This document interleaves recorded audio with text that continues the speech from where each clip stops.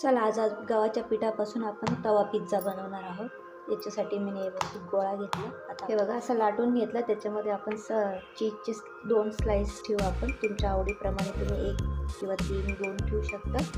आता आपण याला पॅक करूया असं। हे बघा असं। आता आपण याला जाडसर हे बघा पिझ्झाच्या आकारामध्ये आपण लाटून घेतले। आता आपण त्याला चमच्याने अशी होल पाडून घेऊ अशी। हे बघा असे होल पाडून घेऊ। आता आपण तव्यावर हलकी फुलकी अशी भाजून घेऊ। हे बघा अशी भाजून घेतली। हे बघा दोन्ही साईड भाजून घेतली। आता आपण याला चला सॉस शेजवान चटणी असं पसरून घेऊया आपण चमच्याने त्याच्यात। ते पण पसरून घेऊ। चीज टाकून घेऊया आपण त्याच्यावर। पसरवलं गेलं। आता आपण त्याच्यावर कांद्याचे तुकडे ठेवून घेऊ। शिमला मिरचीचे पण ठेवून घेऊ असे।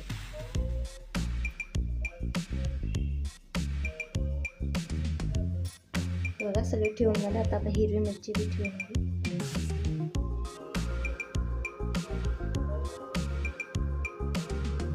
चिली फ्लेक्स टाकू याच्यावर। काळी मिरी पावडर, मॅगी मसाला, अजून थोडंसं। चला आता आपण ठेवलं। आता आपण कमी गॅसवर 5 मिनिटं ठेवूया। झाकण ठेवूया। झाला आपला पिझ्झा। काढून घेऊया आपण तवा पिझ्झा। हे बघा छोटे छोटे साईज करून घेतले मी। हे बघा कशी तार आली मस्तपैकी। गरम गरम पिझ्झा।